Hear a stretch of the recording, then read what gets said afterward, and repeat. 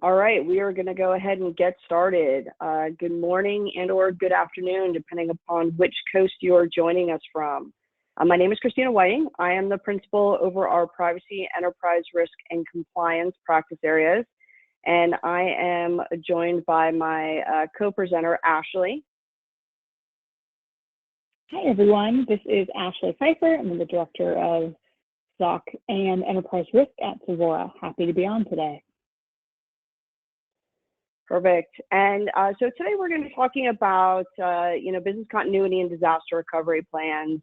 And instead of going over, long drawn out processes of, what are frameworks, what does this look like, what are we talking about, we're really going to do kind of a micro webinar on something that you can take away immediately. And so we're really going to double click on one particular concept so that way you can think about, how does this impact my organization? What can I do with it? What does this look like as a whole?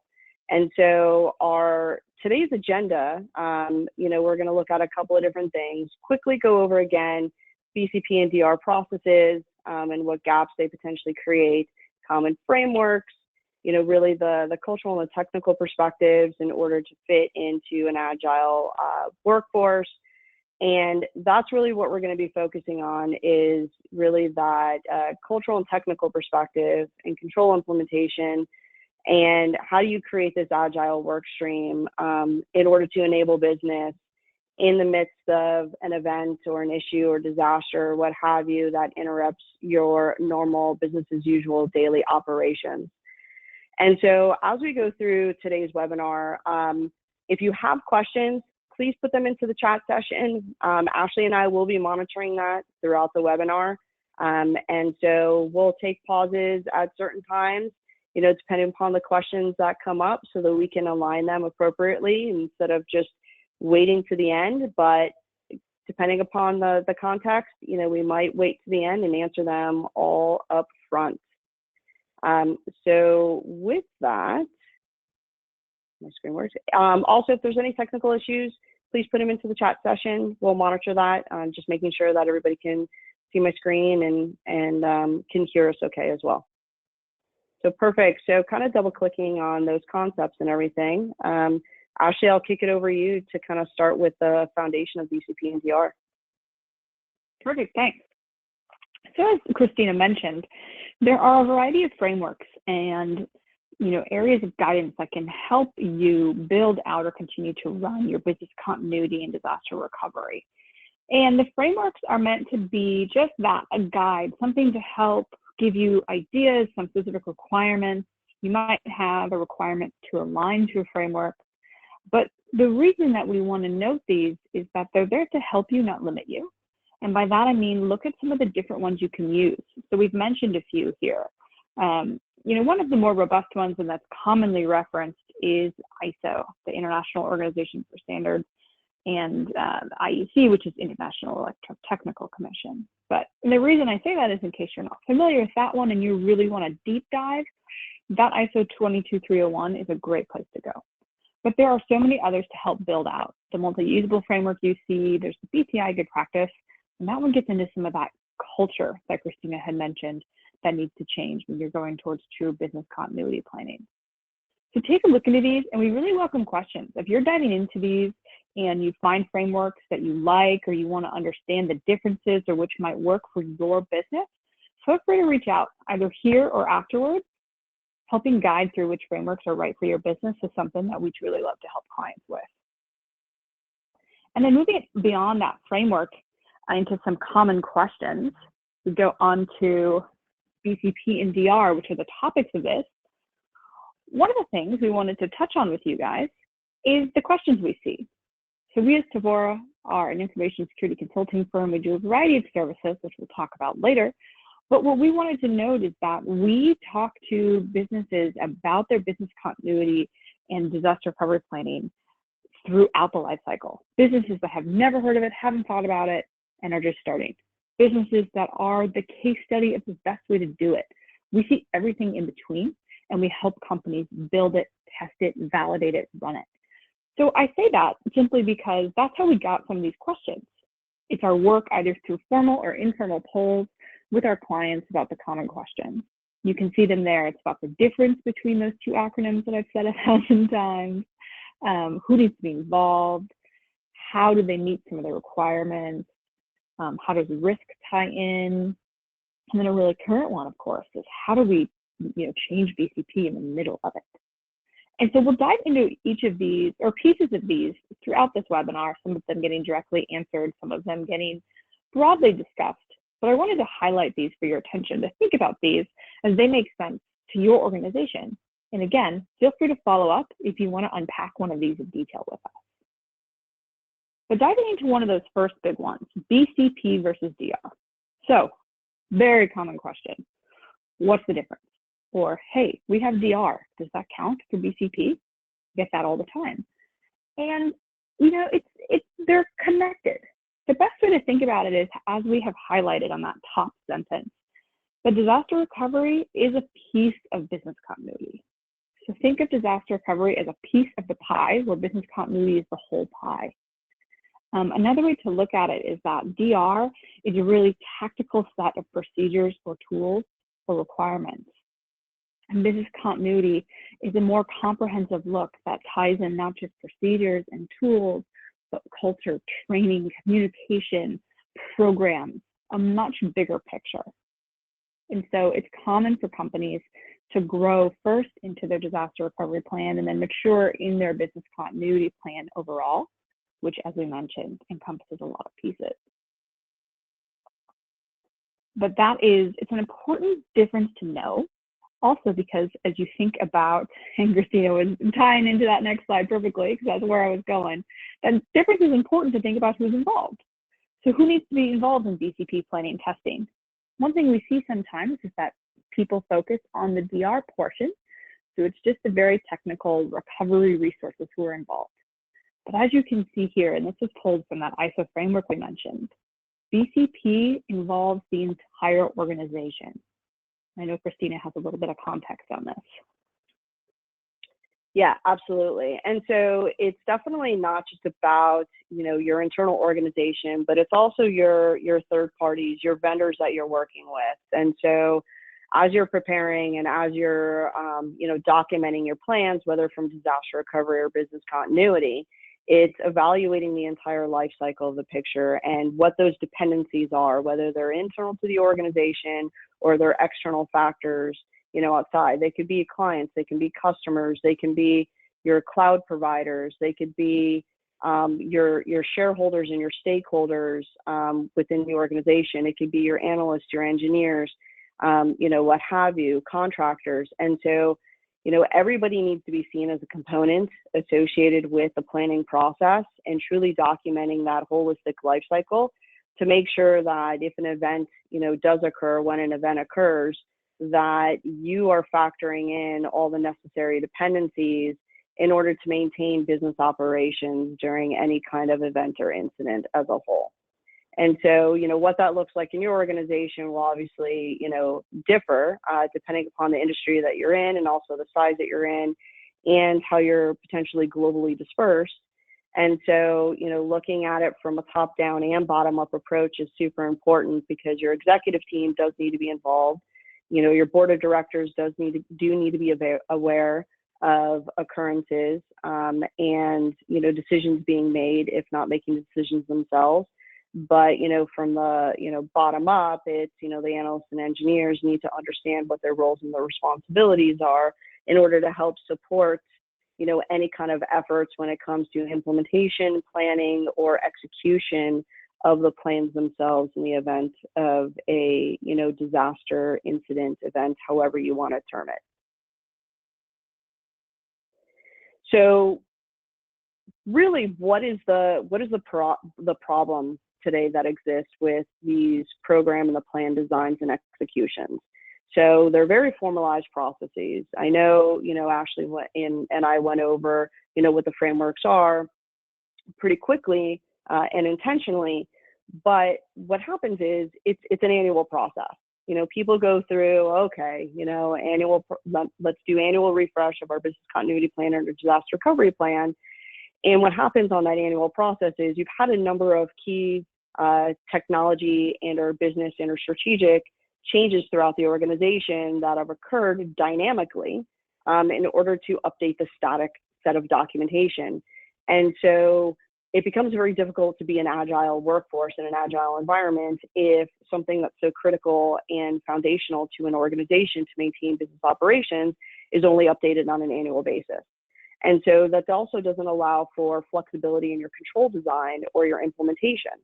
And so what you're seeing is the static set of documentation that you heavily rely upon if an incident were to occur is quickly made outdated, and or doesn't have the flexibility for different business areas to make critical decisions at a moment's notice as the rest of the organization, say on the corporate side or in a particular country, is trying to operate and create things for a new normal of a business as usual kind of context. And so it's really around introducing a series of flexibility in what decisions can be made at what layers, so that way your business continuity and disaster recovery plans can be dynamic, can have a component of flexibility and agility with staying within certain thresholds that are okay by the entire organization. And kind of, double clicking on what that means, it's really truly taking a risk-based approach. It's modifying what we term as risk-based, because risk assessments are part of the business continuity overall management system and process as you do a business impact analysis, which is a critical component, but it's taking that to a step further. It's looking at, based on particular scenarios of what can we increase our knowledge on what we know versus what we don't know and what we can't control. So easy statement of maximize what you can control and minimize what you can't. And you can do that through scenario analysis. You can do that through evaluating, creating thresholds on what am I okay with in an organization in order to create these new sets of norms versus thinking that a business as usual state can maintain its consistency from a, contextually here, security control implementation perspective when we're not operating at business as usual, where half of our workforce might be remote or might be operating in a different country, or we're using different business partners as a whole. It's a new set of norms. And so how can we be flexible within those new set of norms, and what kind of scenarios and questions should we evaluate as a whole? So Ashley, what are some of those scenarios that we consider and everything? Yeah, thank you. And so there are a wide variety of scenarios that you can consider. We've tried to frame them out here in some ways to categorize it or really focus your thinking there. And one of the most important ones that we've listed at the top is, of course, which functions are critical. Your business is comprised of a lot of different pieces, and just like everything, either from a risk assessment, to how you're allocating your resources, you focus on the critical pieces. Same for BCP. And that does not mean that that has to be the strictest BCP, but it's think about that question at the top for the critical functions of okay, we have to do this, of this function that we have to deliver to keep our business open, what pieces do we really control? What pieces can we be flexible in? And that's how you go down to some of those other lenses to look at it. What are your commitments legally, contractually, et cetera? And then if you go down into some other ones, it's really about, of these critical functions, to keep them going, what types of controls can you adjust, maybe loosen, to still be in line with those other areas, but keep that business going? And to break this down into the different pieces of a business continuity plan, if we go to the next slide, we have a pyramid that ties these together. So this is around successful governance and strategy here. And you'll see this ties back to what I spoke to previously of how disaster recovery is a part of overall business continuity in this pyramid. And so starting at the bottom, if you think about how you build up into this, and just quickly flying through those, the green at the bottom is around more DR focused, it's tactical, it's very, particular pieces of processes, requirements, or solutions. And then it builds up into those gray levels for the overall business continuity plan, with at the top being that goal, of course, of true continuity.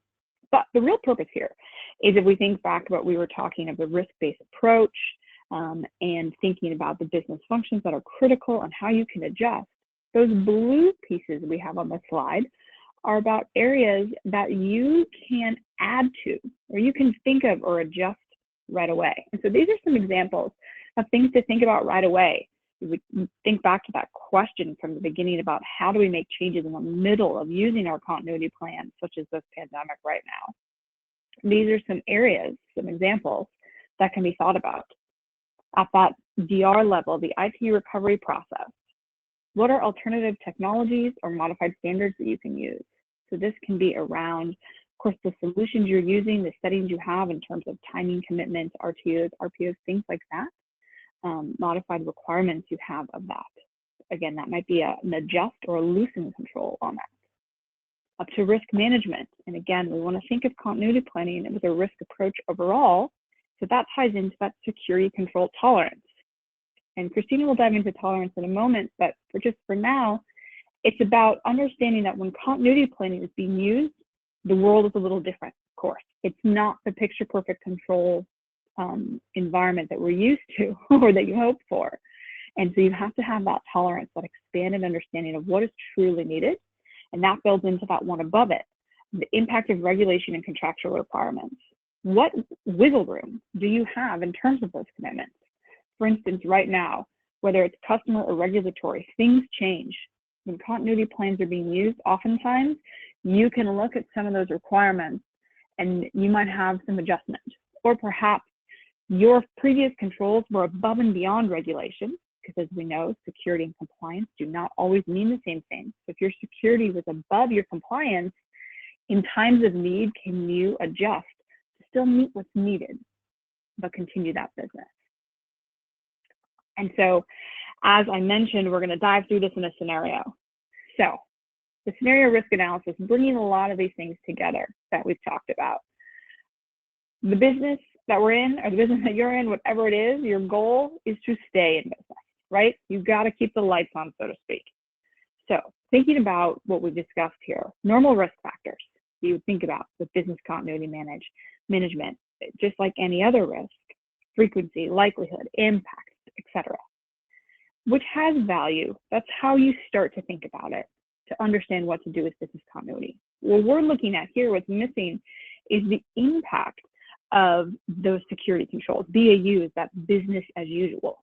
So the impact of business as usual control implementation and tolerance of those adjustments per scenario.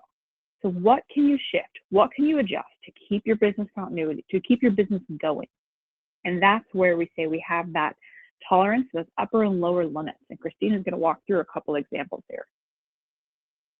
Yeah, absolutely. And so what do we mean by upper limits and lower limits? So kind of going into explaining what that is before we go into a couple of examples is that the idea is, if you were to visualize your business continuity plan or your disaster recovery plan and procedures and the formalized documentation, it's essentially in there. It could be an appendices, it could be a full-on section. As you identify scenarios that you're building out your plans on, you have, a table.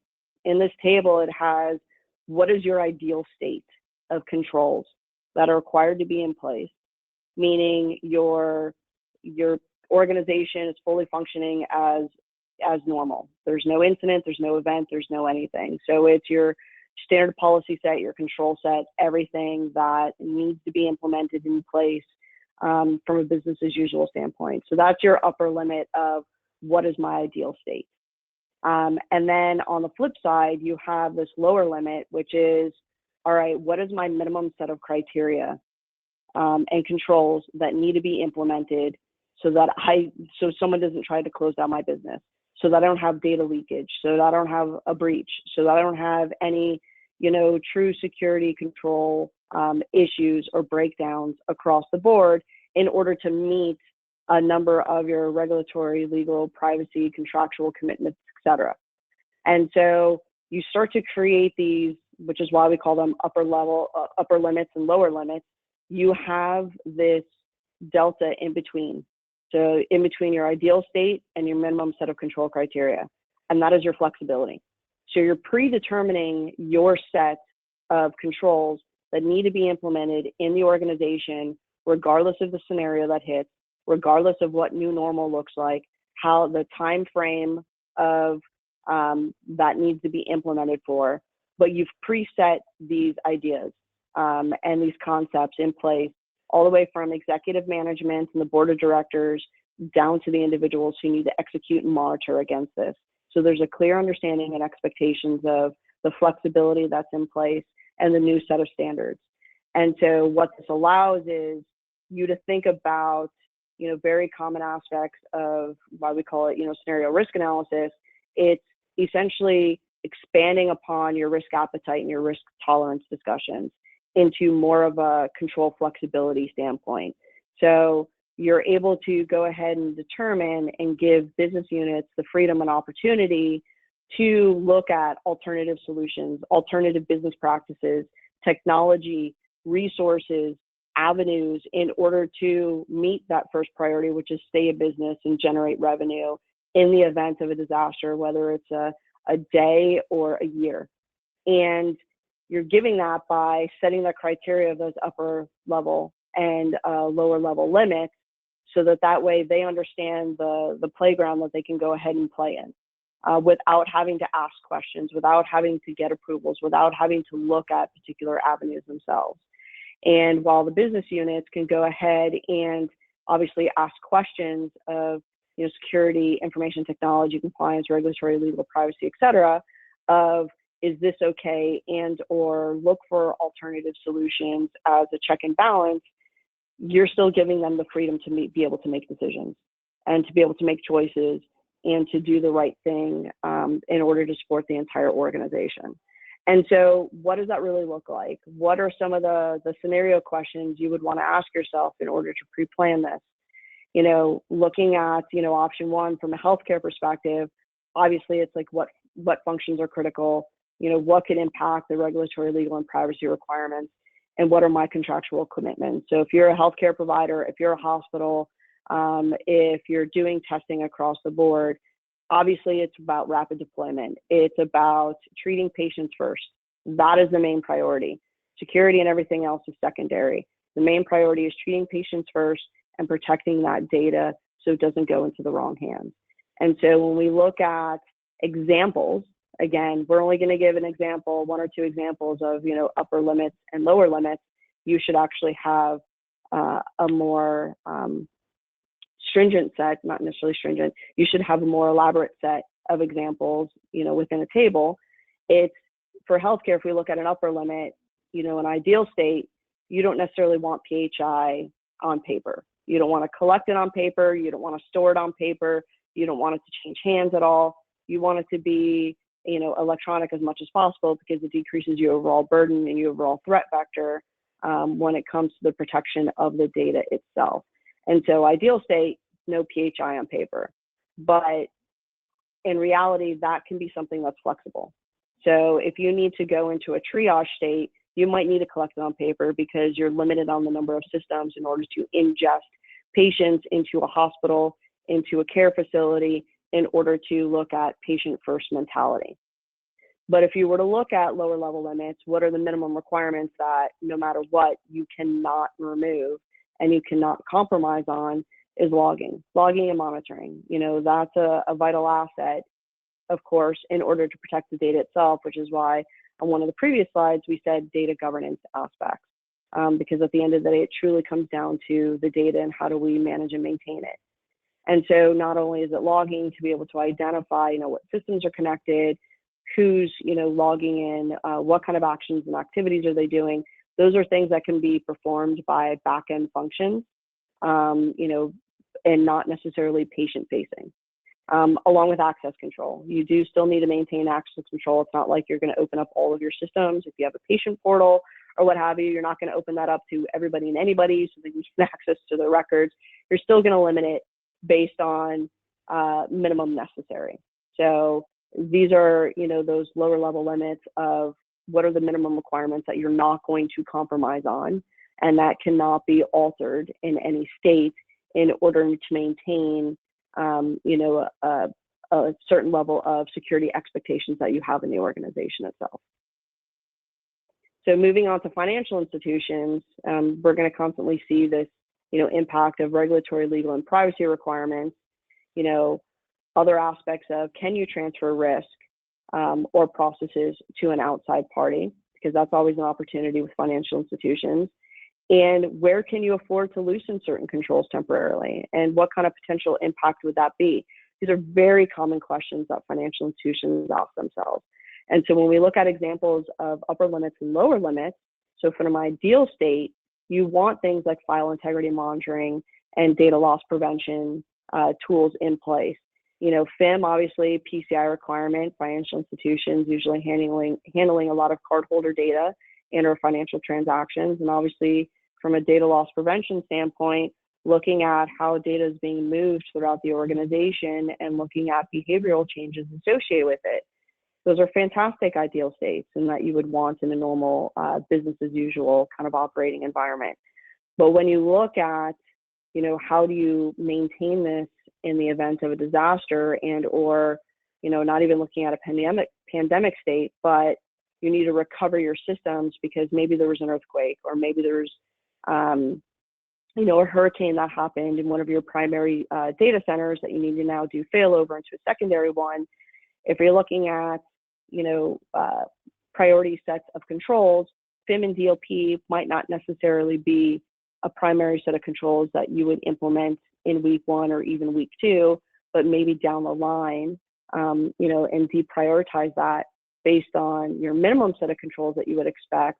Again, seeing a theme of logging, very key on there because you want to maintain, who's editing what, who's accessing what, and different types of user behaviors throughout the environment, without the use of DLP. And then obviously two-factor authentication. So minimum requirements around, your online banking solutions, potentially your mobile applications for individual users and customers accessing their financial files and or bank records. You still want to maintain that two-factor authentication in order to properly authenticate individuals into the environment so they can't make changes to their financial statements or an unknown party can't make changes to their banking records, financial statements, et cetera. And even internally within those systems, making sure that technical folks, are providing two-factor authentication into critical systems and or privileged access accounts in order to minimize any unnecessary changes to systems and also prevent, changes to systems that shouldn't occur. Lastly, the entertainment industry. So this is definitely a big one where, traditionally when it comes to any kind of events or disasters, you still have to maintain a particular set of physical security because, content is king in regards of, you don't want pre-release content entering, society and the ecosystem uncontrolled because that means, significant loss of revenue. So being able to control the life cycle of that data is pretty significant and is usually done through a series of stringent physical security requirements and also limitations into system access and or internet access. And so as we look at thresholds into a new norm of maybe having to work from different facilities or maybe having to leverage outside parties when it comes to transferring risk and or transferring certain key activities and or allowing employees to take that equipment and that data that they would be working on for either studios or post-production facilities or what have you at home, you start to look at, what is that new norm? And when we look at ideal states, if you're at your own facility itself, of course you would require badge readers into the edit bays, into the creative artists themselves, into where that data is stored, the media itself, whether online or offline. And so that's an ideal state. But if you're now leveraging outside parties or a farm or allowing, the creative artists to work from home, can't necessarily require someone to put a badge reader on their office door at home. It's not necessarily going to be feasible. So then you start to look at, what are those lower level limits? And so the intent of what you're trying to do is prevent that data from being leaked, post-production and pre-release, type content. So you would still limit those creative workstations to have no direct internet access. But when it comes to physical security, you have certain thresholds that you can play in. So physical security, you can require through, contracts, NDAs, any kind of modifications that nobody would be in the same room with you as you're working on this content, whether it's, video or audio content itself, visual effects, what have you, pre-edits. So you would want to limit, physical access directly to that data, just not as stringent as saying you need badge readers and cameras in and out of that particular room where that machine is and where you are working from, but loosen it maybe saying lock on the door, so that way when you're not in there, your kids, your family, or what have you can't have access, or if you're in an open facility, when it comes to having to outsource to another third party, it's making sure that they're not in a huge common area where, individuals and artists and stuff could be working on, content for different studios or conflicting studios from a competition standpoint, movies versus trailers, what have you. And so you start to create these parameters, modified parameters around what physical security actually looks like and what you directly care about across the board from a configuration aspect. And so these are just a couple of examples of what we mean by upper limits and lower limits in order to enable business to move forward and for different areas to be able to self-serve and make their decisions based on discussions that have taken place in advance.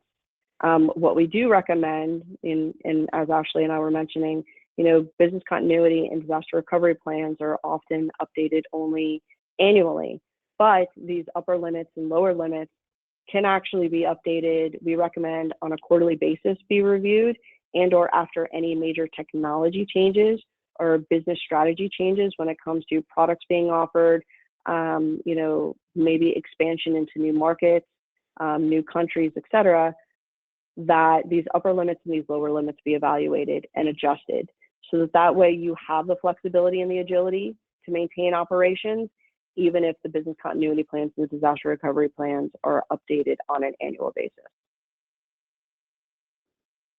So cool. With that, we're going to open it up to any kind of questions.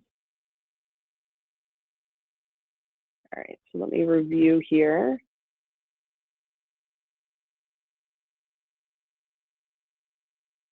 All right, so one of the questions is, who needs to approve the upper and lower limits and the types of controls that go in them? Ashley, do you want to take that? Sure. So it's a great question, especially building off what we were talking about there. And the answer is really quite simple. It's similar to how you would treat risk in terms of appetite and tolerance. So depending on what the variance is and what it's talking about is going to vary the level. If you have a risk methodology that already identifies levels of approval, maybe for medium, low, high risk, you could leverage that. Otherwise, you can start with the owners of the control itself. So if you think about what Christina was mentioning, that these tolerances are things that can be updated, more quickly and should be updated more frequently, which also leads to you don't need to take it up to the top level. So let's say you require an executive to sign off on your BCP every year. You could bring that down a level to somebody who owns that area for those high and low thresholds. As your company's getting used to the idea, we generally recommend getting more insight. And as you have built out the use of that, of the high and low tolerances, it can be more of an operational ownership. Good question. Oh, thank you, Ashley. Yeah, absolutely. So I know we have a couple other questions here, but we're running a little short on time. So some of the other questions, and please feel free and reach out to us directly. More than happy to answer these. How long does this take to implement? How do I communicate it and enforce it? How do I bring the controls back from a lower limit to an upper limit without pushback from the business, especially if you've been operating in that state for a couple of months or any kind of extended period of time? these are definitely great questions.